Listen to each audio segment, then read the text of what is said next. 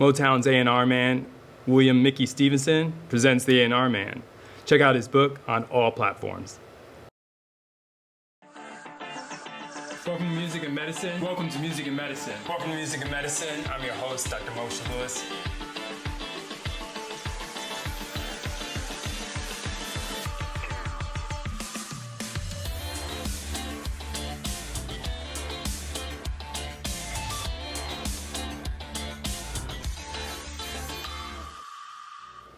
Welcome to Music and Medicine. I'm your host, Dr. Moshe Lewis. I'm delighted here to be with William Mickey Stevenson. The man's a legend and helped create legends, many of whom we've come to know and love. He discovered a young man who was 11 years old, came to a small organization called Motown. We better know him today as Stevie Wonder. He's worked with all the greats, and we're so delighted to have you here today. Oh, it's a pleasure being here. Sure. So here you are in Detroit, and you are doing your own musical thing. Let's talk about that and sort of how that segued into meeting and working with Berry Gordy. Well, I was trying to become an artist. Mm-hmm. Working with other artists, I said, hey, I can do this. I'd be an artist. Right. And so I wrote a couple of songs for myself. Yes. Now the idea was, now how do I get to Berry Gordy? Because he was doing Jackie Wilson at the time. Okay. So I said, okay, I could be the next Jackie Wilson because I got some great songs. Right. Anyway, we meet in a barber shop. Sure. A guy named Benny Mullins. We called him Muldoon. Sure. In those days, they straighten your hair and put the waves in it and the whole 9 yards.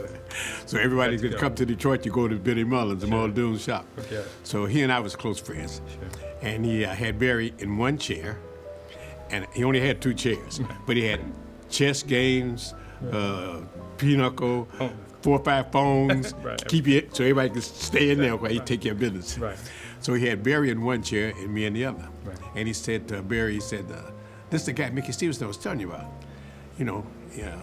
And he said to Berry, and to me, he said, man, now that's Berry Gordy. He said, now you guys should get together because y'all working at the same trip. Right. So Berry said, well, I heard about you before Benny. He said, you handling some musicians and you know, working with a lot of soldiers in the army of the entertainment. Yeah. He said, so we got to get together. I said, okay, great. And I'm thinking, my turn, right? Right. Music. That's where it's going to be, in front of the camera. So he said, so I got to go to Chicago. I'm finishing up this album on Jackie Wilson, and as soon as I get back, we'll have a meeting. I said, well, wait a minute. If you want Chicago, I got a couple of tunes. Exactly right. So you should listen to it before you go. Yeah, right. My people are sipping the set. he wasn't buying that, Sure. right? He said, no, when I get back, you know, we get together. Sure. So that's how we hooked up. Absolutely. And then a few months later, when he came in, he called me, and he said, well, can you get over here right away? So I'm saying, uh-oh, maybe he heard about me. This is my moment. This is my moment. It was. So I said, he gave me his address. Well, when I get to the apartment building, it's one of those ghetto fabulous buildings, you know, where you got to push the button and grab it before the door closes. So I'm saying, wait a minute, Wow. Jackie Wilson, producer, you know, in this Sure. building right here. So I say, okay, forget that part. Right. Sure. I'm walking down the hallway, Right. getting to his door. He's standing there in his shorts on the phone. Right. And I'm saying, he said, okay, come on here. And he's talking. And I'm saying, wait a minute, this ain't what I'm Not looking very for. professional. This is not it. It's not a studio. Anyway, he says, okay, let me hear some of your songs. And he's still got the phone in his hand and his shorts on. Right. And so, you know, pulled out some songs. I'm looking for a piano. I don't see no piano. No. I don't see nothing. Right. I said, hey man, you got no piano. He said, so? You sing, right? I said, yeah. He said, okay, let me hear your songs. Sure. Wow. So I said, okay, that was a challenge now, Sure, right? of So course. I started singing, 1, 2, got 3, 4 songs. He said, okay, man, you got some good stuff here. I said, okay. I said, now let me tell you the one I'm going to be the hit on me. Right. That I He wanted said, to. yeah, I'm going to say, he said, I'm going to be a hit on you. He said, I said, you got some good songs here. He said, but your voice is for shit. Just very honest. Not ready to leave, right? Right. I'm packing up. I'm out. I'm on my way out. He said, where you going? I said, man, I come to be an artist here. And I write you some songs, and I'm doing. He said, hold it, man. I want you to be, I'm setting up my own company, and I want you to be the A&R man for my company. I heard about you. I said, A&R man, what is that? Right, of course. He didn't know totally either. He said, well, all I know is you find artists, you find musicians, you do songs, and we make hits. Right. That's what I know. That's what I want you to do. And I said, can I do one on myself? Right, exactly. I still want to be an artist. That's the thing. He said, no. Now, this is the job for you. He said, and you in charge. I said, I'm in charge. I mean, I don't have to talk to nobody else. He said, you and me, that's it. Right. I said, okay, I'm still thinking.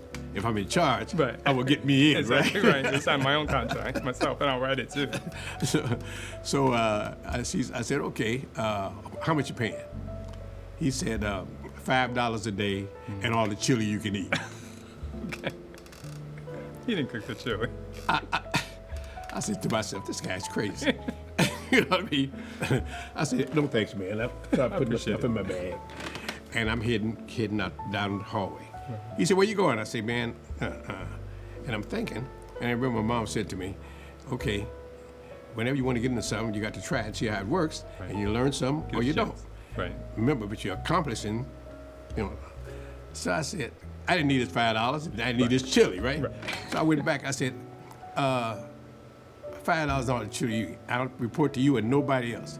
He said, yeah. I said, I can do anything I think is gonna make hit records and all that. He said, anything you think. You bring it to me first. Sure. I said, go with it, go with it.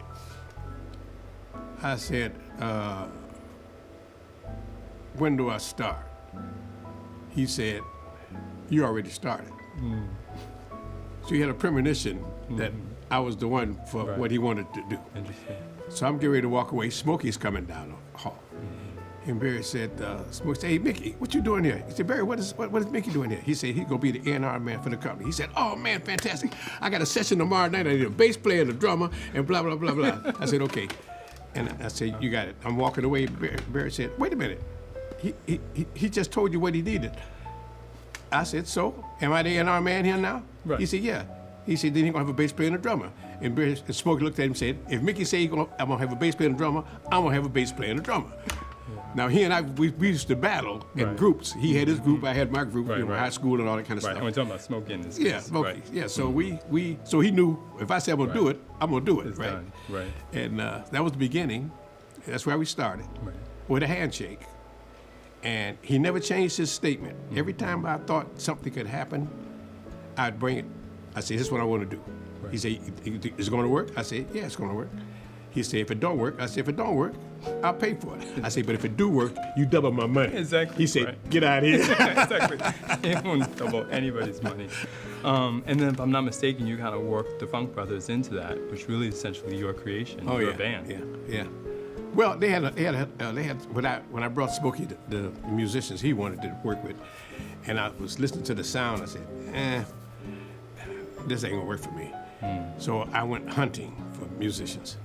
I knew a lot of them in the city because I would do when they would work for a club or something, and they'd have a couple of drinks, a little food. They coming in at 9, stay till 2 o'clock in the morning. When it's over, the guy give them a little piece of money. Now they come to me and want to borrow some money because they're short and all that. I said, man, you just finished the gig. What's your problem? Well, man, by the time I had my drink and I had a couple of, I said, I'll tell you what, I'll go get the money for you. And I make sure you get paid what you got coming. So you give me 10%.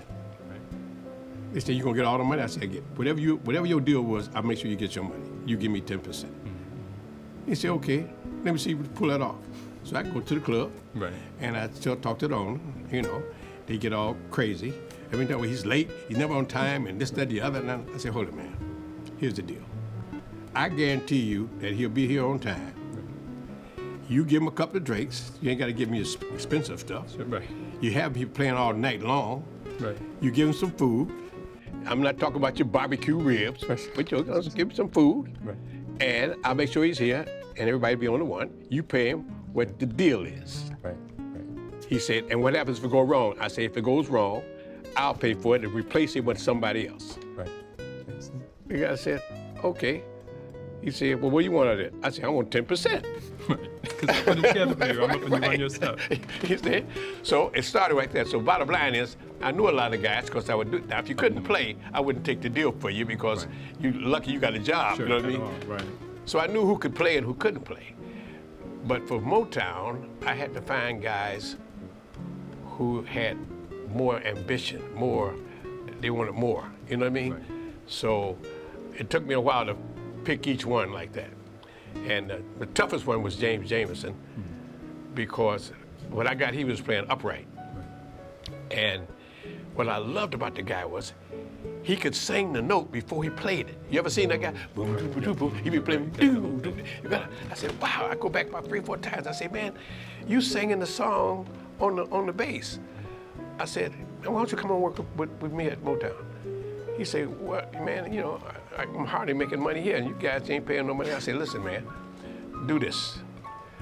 You start with me now, and I guarantee you, you'll be able to buy 10 basses. Right. He said, man, you got a lot of faith in this Motown stuff. I said, cause if we come together, we can't lose. Right. He said, how about the pay I'm getting right now? I said, I'll double that, forget that money. Right. He said, okay.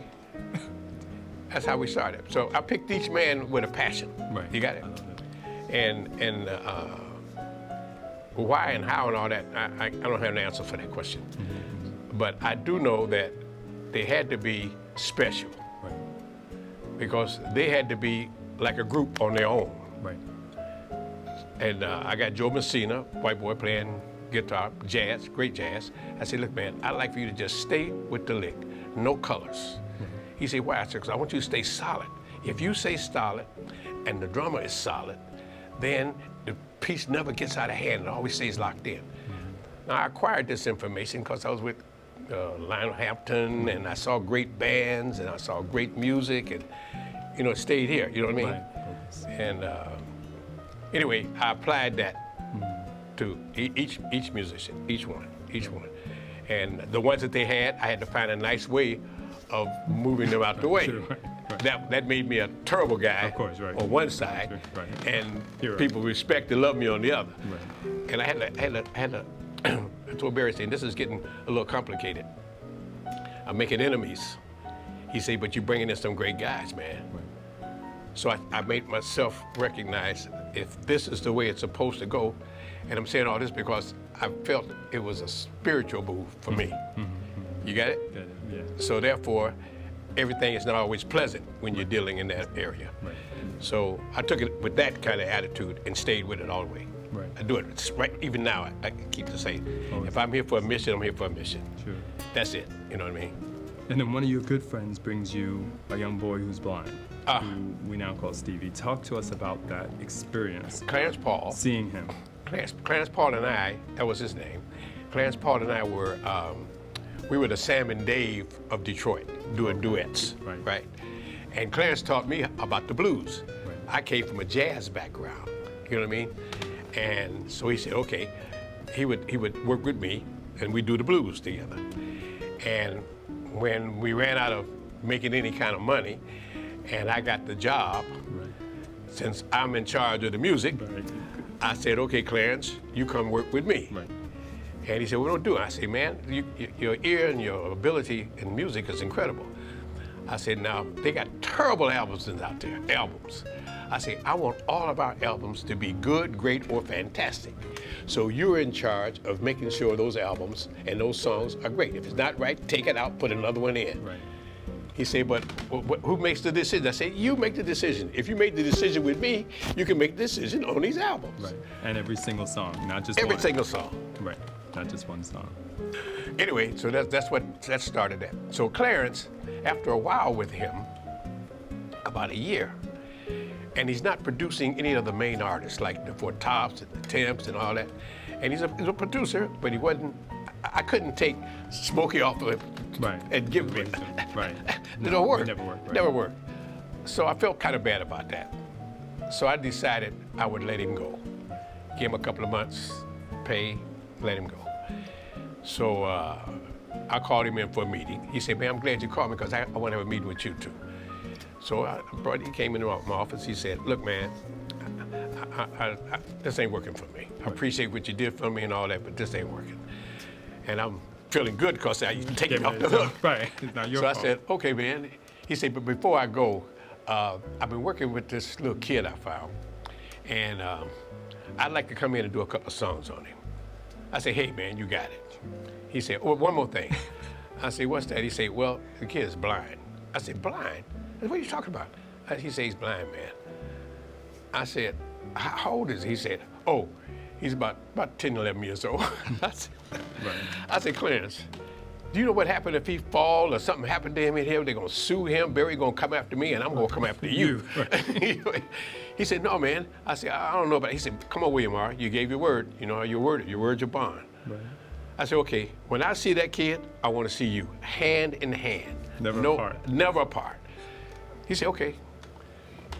He said, give me about a week, and he took a week. He came in, we got a session going on. Benny Benjamin on the drums. We just finished the song. You know, our musicians be winding down, you know what I mean, breaking down. And Clarence came in with a little Stevie Wonder, walked him over to the drums. Stevie felt the drums.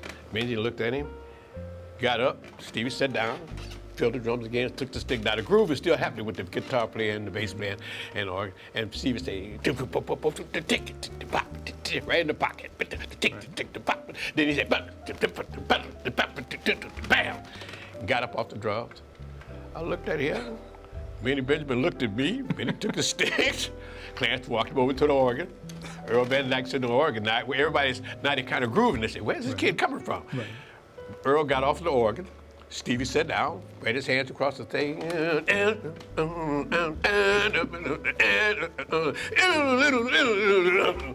Got off the organ. Earl said, Jesus. He walked over to the microphone, hanging like this. He reached in his pocket, pulled out a harmonica. Now remember, the groove now, the boys is hot now. They really hot. Why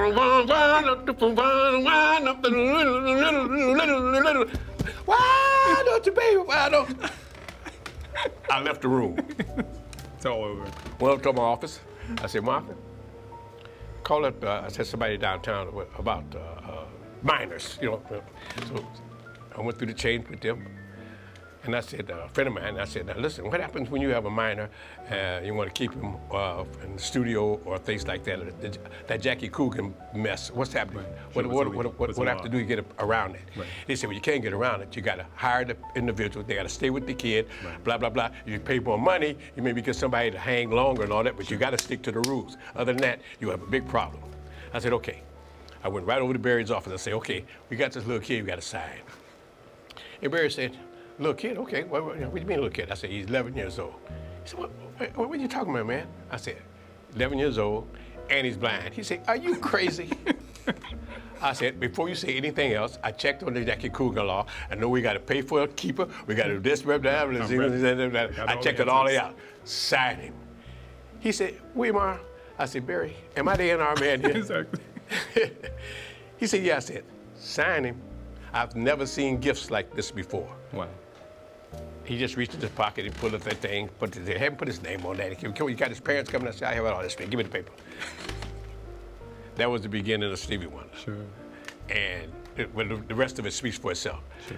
What made it really special, Stevie would go in, and all of my producers had a room, you know, where they had the piano and the microphone and the computers and whatever, not computers, but tape decks, you know what I mean? Right.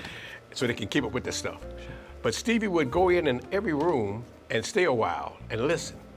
He was absorbing all this stuff.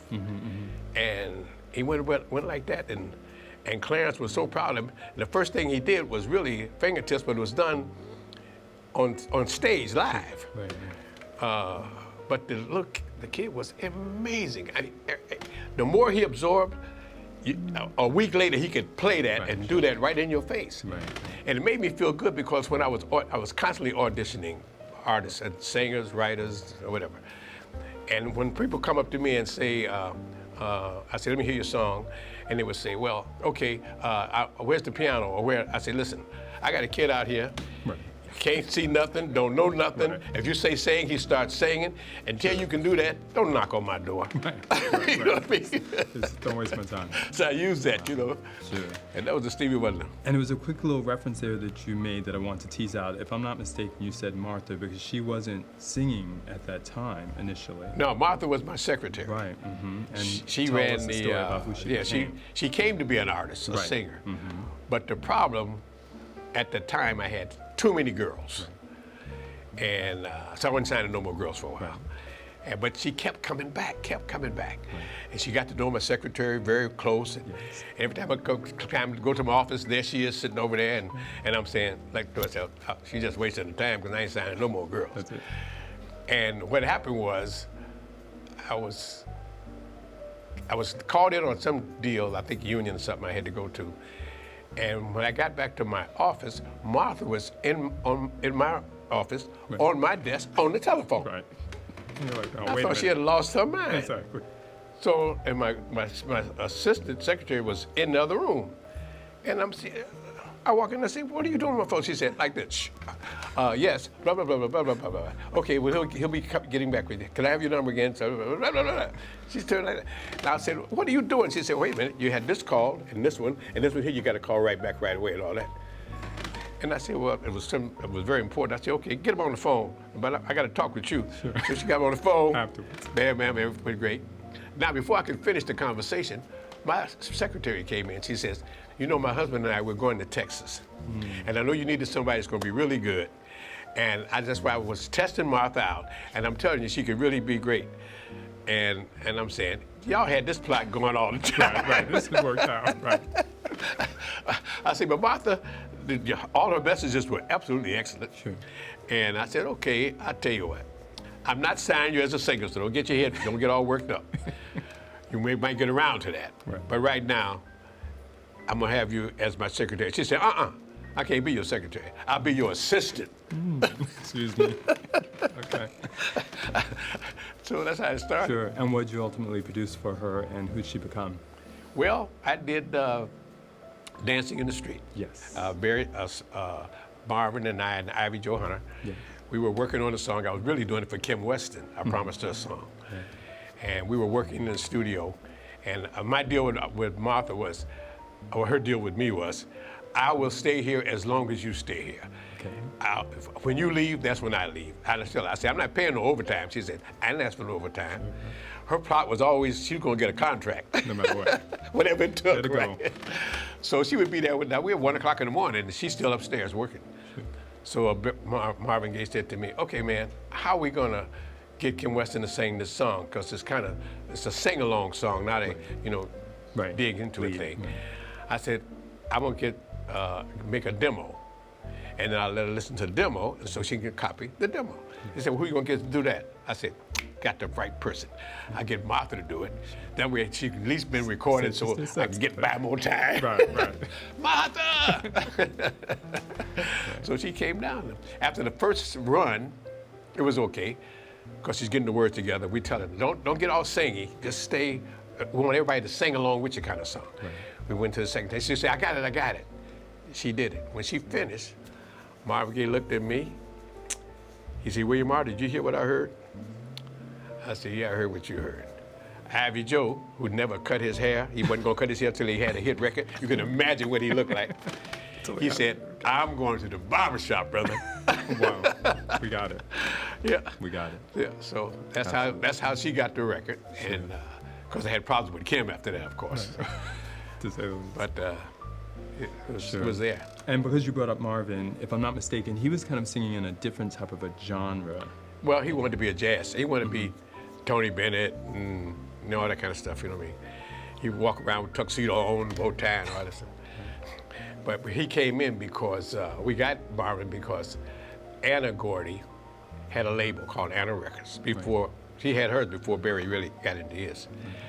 And as we started progressing, we absorbed that label and made it all one place. Right. So we had to take the artists that she had, and Marvin was on that label with Harvey Fuqua, the Moon Glows, remember him? Yes, Harvey brought him to that label to be, they was going to make that label big. In the meantime, we ended up taking that label. and even Lamont Dozier, who was playing the piano, singing. So I said, Oak Berry said to me, okay, man, I want to get a hit on this guy. I said, can I talk to you for a minute? He said, yeah. So we go on the side. I said, he want to be a jazz singer. Right. Less than 10% of the market. What we going to do with him? He said, I didn't say I want a jazz record. You the A&R man? I said, yeah. You said you could do anything. I said, yeah. He said, they can give me a hit. I don't care what kind of hit it is. I said, okay, that's gonna cost you $1,000. We bet on everything, right? Sure.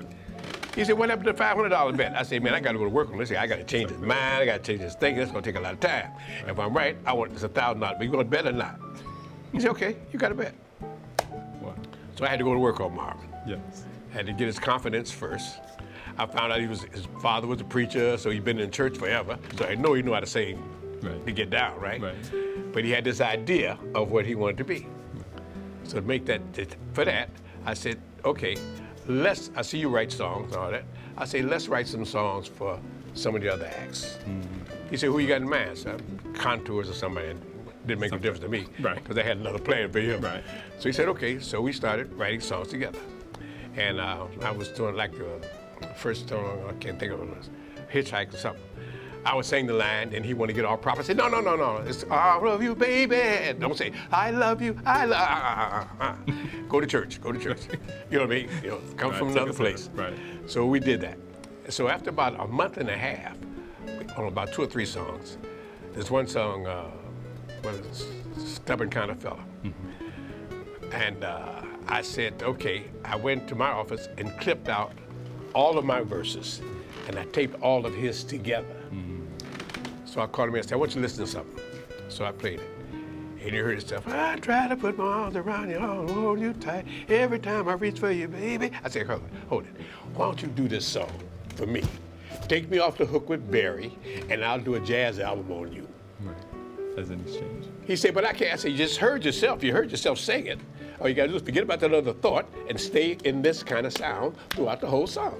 If you run across a point that don't sound right, you tell me, I'll sing it to you. You sing better than me. Now you sing it again. We'll tape it on there. He said, if I do this, you going to do a jazz album with me? I said, yeah. He said, okay. We got in the studio. He did about 3 or 4 takes before he really locked in when he locked in. I said, I got it. Barry coming down from his office. I said, give my money, man. Right. He said, give your money? I said, yeah, but $1,000. He said, I ain't after shit. That's Barry. I said, here. I gave him the right. thing. He went upstairs, he played it. He came back downstairs, pulled out his wallet, give him my money. He said, man, how'd you do that? I said, you don't want to know. Exactly what it took. And that was Marvin's takeoff. By the time we went through the 3rd song, I didn't have to con him. No. He knew that he was into it. Right. And one day I said to him, he had about 2 hits in a row and working on the album. Right. I said, man, when we going to get on your jazz album? Mm-hmm. He said, William R., get out of my face. I'm on a roll now. I'm on a roll. Talk to us about your book, A&R Man, Motown. I mean, you were the first. You helped create that whole title and things like that for the organization and really helped define a lot of the strategies that some people are still using today.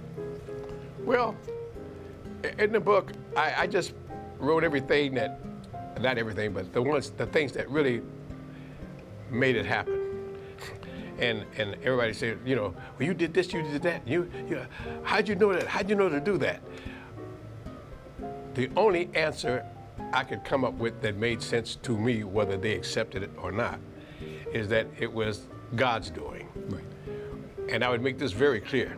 After I found that I had the gifts, I would look for gifts in others as I was, you know, getting artists and songs and all that kind of stuff. And some of the gifts would be there, but the person had so much negativity around them till I had to, do I want to battle and remove that or let them recognize that and go for the gift, or do I want to leave it alone? Right. My whole point is, the gift, I started working with that theory on everything. And it kept me constantly going, and it kept me getting better people because I could see it instantly. Mm-hmm. And now I want to know, do you want to do better? Right. Now, if you resist where I'm coming from, I'll leave you alone, because you got a right to do anything you want to do. But I got a right to do what I want to do. my thing is to get you to do all you can with the gift. Yours may be told by your wife or your friend, you ain't got that, and blah, blah, blah. What is he doing with you? I'll leave it alone. Sure. So that's where it come from, and it helped me throughout my whole life. And I do it to this very day, even more so now that I know it's absolutely correct. Right, got it. Talk to us about getting inducted to Songwriters Hall of Fame and just some of the other projects you have coming up. The induction was a total surprise to me. I had never even imagined they would even think about me, because I didn't think about them, you know what I'm saying? So we even, right? Sure. When they called me that I was inducted to the Hall of Fame as a writer. And I'm saying, well, I know writers much better than me, you know, because I found them, so I know who they are. And I noticed they had the names of all the people, about 6 or 7 of us, and they were in big, thick black writing, and mine was in very thin, little skinny writing. So I called the Hall of Fame, and I said, listen, I appreciate the offer and all that, but how come everybody's name is thicker than mine, and we got to be, I'm on the bottom, it's real thin. Well, what is that about? And I said, I just give me something I can understand. Right. So they said, well, we'll get back with you.